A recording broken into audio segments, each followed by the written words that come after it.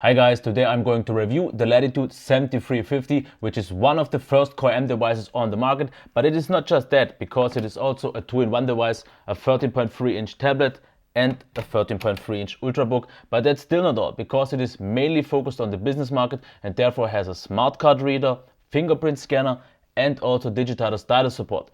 This all makes it a very versatile and capable workhorse for on the go. But how good it actually is and the overall qualities we will see soon in my full review. Let's damn it.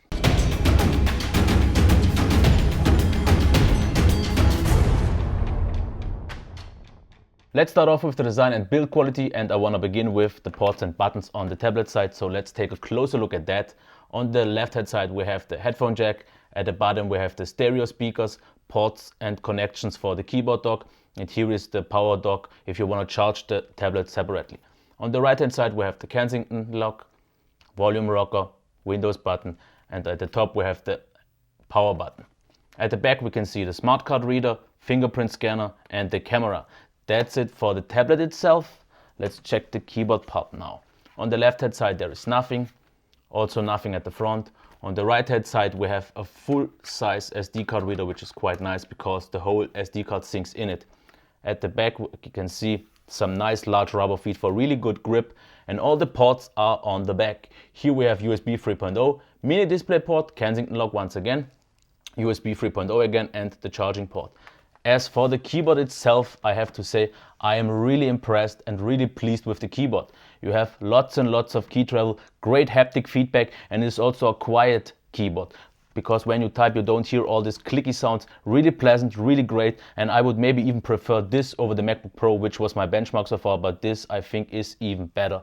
Otherwise, for the touchpad, not grippy, not sticky, not anything, really nicely sized. Multi-touch gestures work fine, so it is a really solid touchpad, which isn't a really usual thing for Dell. As for the whole unit complete, the device weighs 1.66 kilos, the tablet 920 and the keyboard dock 760. So in overall it is a little bit bigger and also heavier than the usual Ultrabook, but therefore you have the tablet and convertible function. So this is quite nice. Also the materials they used are nice. We have this plastic here and this metallized finish, but it is not really maybe the sturdiest one, because the review unit already has a dent. As you can maybe see here, it is nothing major, but otherwise in overall it is quite nice. Maybe not the sturdiest one, but there are also a few caveats, because as you can maybe see here, the device can't be opened with one hand. It will just go up. So you will need two hands, and because it is a tablet you don't have the biggest hinge, and the tablet being itself heavier, this is the maximum angle you can get to open the device so it won't flip over.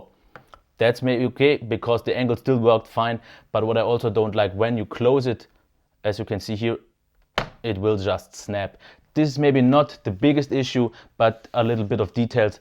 So what I don't like so much also are the ports at the back, because if you are using it like that and maybe on your laps and you have USB drive sticking out, it could be a problem. With a small thing like that it is no issue at all, but it works quite nice and overall it is good. But I have to say they could have made it maybe a little bit more solid, because if you can hear, it sounds a little bit shallow. It is quite nice overall, nothing really to complain. The ports are not the best, the hinge is just a little bit too stiff, but therefore the keyboard is amazing and the overall idea is quite nice after all.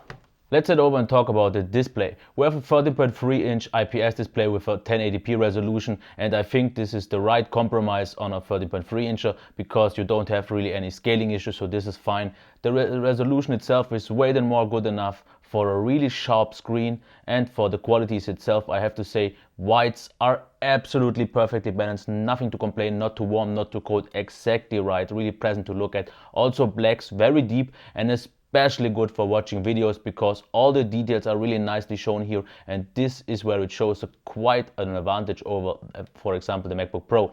Colors also very nicely balanced, not oversaturated, not too dull, really nice and vibrant. As you can also see, they look quite vivid, really nothing to complain here. And also the viewing angles, as you can maybe see here, absolutely stable. It doesn't show maybe that well on the camera, but I have to say these are one of the maybe best viewing angles I've seen so far on any Ultrabook. Very stable, very solid. So in overall, I have to say this display is an absolutely great display, and they did a really good choice in choosing a 1080p, maybe over a 3K display or something like that. A really good overall qualities, nothing to complain here. It is almost on par with the MacBook Retina Pro display, and it gets my highest recommendation. Let's cover the sound now, because we know the display was great, but what about the speakers? And first I will show you with Dell Max Audio 3 off, and then with on, just maybe you can feel the difference, and I will talk about that later then. Hello, I am Damir, and this is the Damn Jam Podcast episode 2. Along with me, as always, Jamal the Boys, and in this CES 2015 special, now with Max Audio on, interesting stuff that happened on this year's Consumer Electronics Show. We will cover everything from smartphones over to wearables, but also PC and Windows machines in general. Okay, so my thoughts here. We have bottom-facing speakers on the tablet side. It wasn't that bad. I didn't really block them too often. And when I had it in Ultrabook mode, it was quite okay, because it did reflect a little bit here on this bottom part. That is quite nice. But as for the audio qualities itself, I'm not that impressed, because it wasn't maybe that noticeable on the microphone. But with Max Audio off, the sound is a little bit too low in terms of maximum volume. With Max Audio on, it is okay, but the overall qualities are a bit of a hit and miss, because bass, don't expect any of that here. Mids are okay, and this is mostly treble, which isn't the biggest problem, but the issue here is from time to time, and maybe this is a defect of this device, but sometimes with Max Audio on, it starts to distort at high volumes a lot. And when I say a lot, I mean really a lot. I never had any device with such extreme distortions, and after I did a factory reset for some cores, it didn't happen as often. It still did from time to time, but not as bad, but it still does distort, and that is the biggest letdown. So in overall, the sound without distortion would be okay, but with these distortion, it's at best bearable, because the sound qualities overall just aren't really good. The next thing in line here to talk about would be the performance. With a disk speed of about 400 megabytes per second of read speeds, everything is fine, but with only 130 megabytes of write speeds, I'm not really sure what was wrong there. Should be higher, but maybe it's also a defect. I'm not really entirely sure. Otherwise, we have 4 gigabytes of RAM, which is more than enough for this device. I don't really have any issues as long as you don't take it too far. And we also have the Core M5Y10, which is the lowest grade Core M model, but I have to actually say I'm quite surprised and impressed with the performance. So let's take a closer look here. I don't really have to tell you that modern UI apps, of course, will run brilliantly smooth. Same also goes for the PDF performance. As you can see here, absolutely buttery smooth. Rendering times are also absolutely nice. This is maybe a little bit of buffering through the Wi-Fi, but also super fine. Let's check the browsing performance real quick. If we go into Internet Explorer with the touchscreen, absolutely super smooth, absolutely brilliant. With a mouse as well, and with the touchscreen, no real issue. Touchpad, all works fine. As for Chrome, with the touchpad, of course, not as smooth, but still surprisingly good. With a mouse, and I would say here, absolutely perfect. No problems here at all. Same goes for the touchpad. And I have to say, I am really surprised by this performance, because in normal use, in daily life use, I didn't really notice a big difference or any at all compared to a maybe Core i series with a U CPU. Everything worked fine, and same even goes for video editing. The video editing process itself was pretty much the same, and the only difference you maybe saw was in the final rendering, which just took longer, but the usual workflow was quite nice. 4 gigabytes of RAM, as I said. If you don't have too many tabs open, too many multitasking things going on, things will work fine. And I have to say, I am surprised, I am impressed. It is maybe not the most high powerful PC of the world, but for what it is, it does a really good job, and I didn't expect that. Let's talk about battery life, heat and noise, and I want to start with the noise here, because it doesn't make any noise. It is completely silent, and that is a really good thing. And in terms of the heat, I also have to give a clear thumbs up here, because if you use it in Ultrabook mode at the back here at the bottom, you won't notice anything, because the keyboard itself doesn't get warm, and it's only the tablet. And if you use it in tablet mode, it also won't be really warm. I never had any issues. Of course, people talk about thermal throttling on the Core M, but as long as you don't have high performance mode all the time, it shouldn't throttle. At least in my workflow, I didn't have any throttle, or at least I didn't notice anything, so that is fine. So what about the battery now? A full charge takes slightly less than 2.5 hours, which is absolutely fine for an Ultrabook, nothing to complain here. The battery life though is a little bit of a high and low because standby drain was a bit odd. Right out of the box I had 5% per hour of standby drain, which is absolutely unacceptable. I then did a factory reset and got it down to 2% an hour, which is still way too much. They have to address this. It must be because the device is maybe new, maybe it's a software bug, but it has to definitely get fixed, because especially with 5% and even with 2%, if you leave it for 1 day on standby, half of the battery will be dead, so that's not acceptable. Otherwise the battery life was okay. I got about 6 hours of constant use with, I would say, a bit with low to moderate use. If you take of course more video editing and higher performance settings, things will get slower and the battery life just won't hold as long. But in normal use I would expect about 6 hours. That is with 60% of brightness. If you go maybe lower, you can get up maybe to 7 hours and so, but I would expect anything from 5.5 to maybe 6.5 in normal use. The more you do, the shorter the battery life it gets, and the less you do, the maybe longer it will get, but otherwise it is quite fine. But as I said, battery drain in standby is just too high, and heat and noise absolutely great. I don't think I have to spend too much time on the software because we're using Windows 8.1 with all the pros and cons we already know of.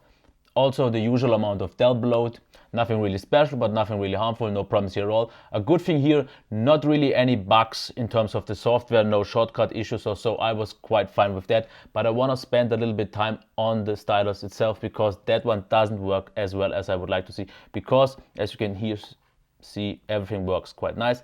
But if I want to get a bit closer, you can see the palm rejection doesn't always work as it should. Sometimes it maybe needs a second or two just to even recognize the pen. This is a bit of a letter because as you can see here, I still can move it. So what I have to say about the stylus in terms of precision and so on, it works okay, but the palm rejection has to be worked on. They can, I think, optimize it with in terms of the software. And if you don't need the stylus, you still have things like the card reader, which is quite nice, and the fingerprint scanner. Otherwise the software is stable, is fine and is good. Like I said, the only issue would be the imperfect stylus for now. Okay, it's time for the recap, and let's start off with the design and build quality. Overall it is definitely way above average, very solid but not really outstanding. The port placement isn't the best, it is also a little bit heavier and thicker than the usual one. The material isn't the very best, but therefore you get a really great keyboard, a good touchpad, and as I said, in overall it's a good device. In terms of display, absolutely fantastic, really bright, really sharp, great calibration. I have to say they did a smart decision going for 1080p and nothing higher. The job gets done because no scaling issues and so on. As for the speakers, not so impressed, quite disappointed actually because of the distortion. Without the distortion I would have been fine, not really impressed or anything else, but with the distortion, like I said, a little bit disappointing. In terms of performance, you have to remember Intel Core M, so don't expect any quad-core performance or so on, but in daily use I didn't really notice also any difference to an i5 Core U series, so quite okay with the performance, nothing to really complain. For what it is as a portable Ultrabook, performance should be good enough as long as you don't need any heavy tasks. In terms of battery life, as I said, the standby drain not so good. Battery life with 6 hours should be okay, I would say. In most cases it should be fine. Heat and noise absolutely fine, since there is almost none of those. In terms of the software, all good. Okay, the stylus didn't work as well, but otherwise the software was completely stable and fine, nothing to complain here. So that's it for the overall qualities. I think it's time to talk about who this device is meant for. Of course, since it's meant for the business market, we should remember that, but I also could recommend this device for the casual person. If it doesn't need the fingerprint scanner and the smart card reader, he just doesn't have to use it. But I think a lot of people know to love the stylus, even if it doesn't work that well yet. But otherwise, like I said, you get overall very good qualities except of the sound. Build quality is fine. You have the convertible function with the tablet option. You also have a great display, a really good performance. So in overall, I could recommend this, but I could also say wait a little bit and see what the competitors show, because on CES 2015 we saw a lot of different devices that were way more lightweight, smaller, with the same CPU, and maybe these will just be better. But otherwise, for the business user who needs a smart card reader, the fingerprint scanner and the stylus, you have a really capable, versatile machine, which a lot of other devices just won't give you. So if you need those functions, it is definitely good. The device itself is good. There is nothing wrong with it. It is not outstanding after all though. This was my review of the Dell Latitude 7350. If you liked the review, please give me a thumbs up, reshare this video and subscribe to my channel. And if there's anything else you want to know, just leave a comment down below. Okay, until next time. Bye.